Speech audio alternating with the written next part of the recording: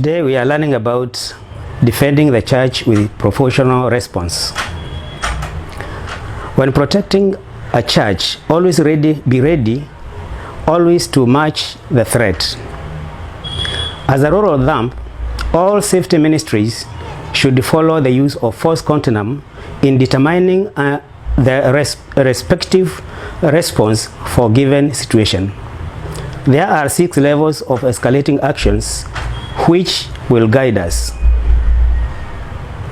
But how do police do it? They also have policies known as use of force continuum outlined the correct actions that should be taken by law enforcement officers if a situation should arise that requires the use of force. There are 6 levels of escalating actions and allows an officer to move fast from one level to another as necessary. Even skipping a level in a specific circumstances warrant it. Let's go to our church. Level number 1, the power of presence. By a mere presence of God in garden was enough to make Adam and Eve hide. This was after they had disobeyed. So, by a mere presence of smartly dressed church security team can deter criminals.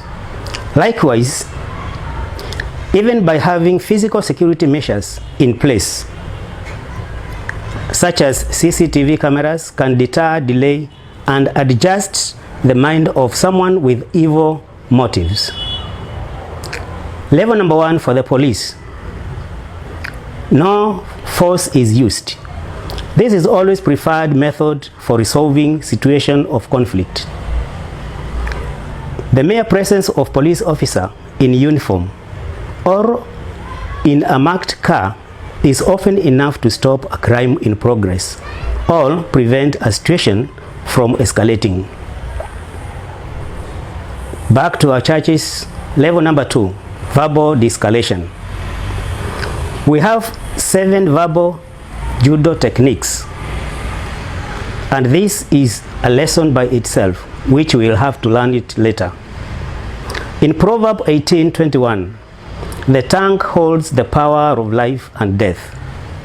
When used properly, verbal de-escalation is a powerful tool. Verbal de-escalation not only prevents disruption, it helps the person to back down from evil outrage. It can be means of ministering the disruptive person and getting them to accept counseling and meditation. Back to the police. Level number 2, verbal command. A verbal command can be as simple as stop, don't move, you are under arrest. When using verbal command, the context and the tone of voice used are very important. It should not be threatening, calm, but firm. Back to our churches. Level number 3, shield and guard.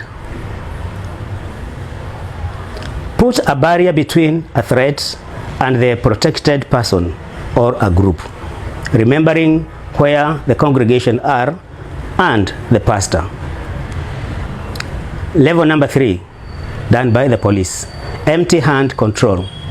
This is basically the use of bare hands and no weapon are used.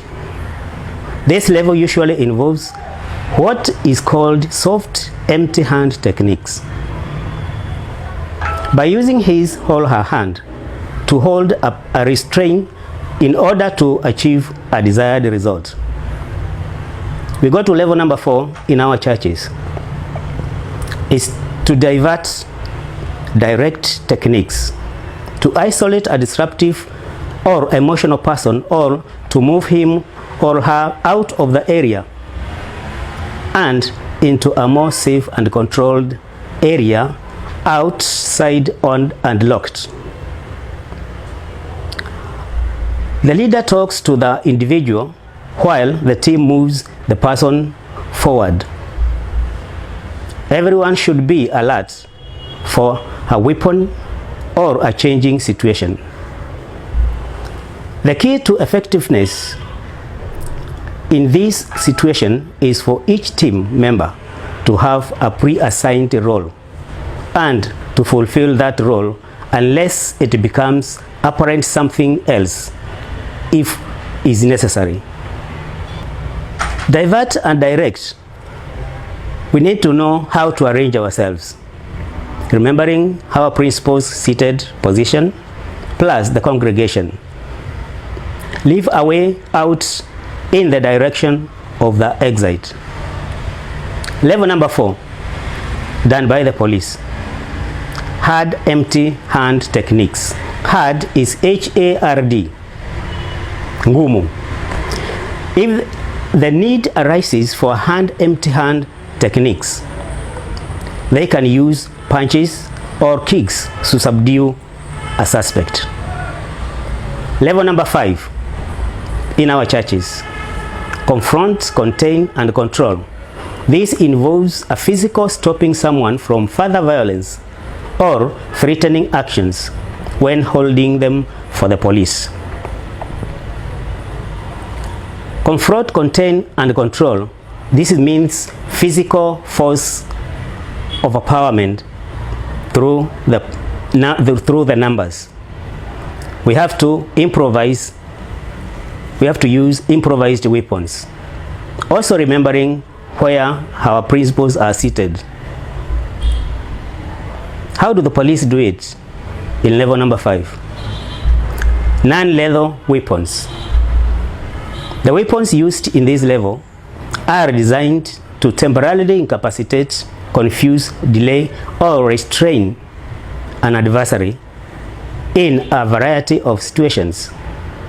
They are often used in riots, prison disturbances, and hostage rescue. They can include pepper spray, batons, tasers. These should only be used when other methods have failed. It can cause injury to a bystander or damage to the property and environment. Level number 6, in our churches. Did Jesus ever use force to accomplish God's purpose? Yes, he did. When he entered the temple and saw that they had turned it into a marketplace, he made a whip and drove them out. So this is direct confrontation. Direct confrontation is essential for this, for it is a frightening scenario. This is dangerous, but you can improve your chances of distracting the shooter by throwing any object available. Alert the entire security team and the police. Evacuate worshippers when possible and secure the doors. Level number 6, used by the police. If a police officer believes that a suspect poses a significant threat to death or serious physical injury to an officer or to others, then the use of deadly force is justified.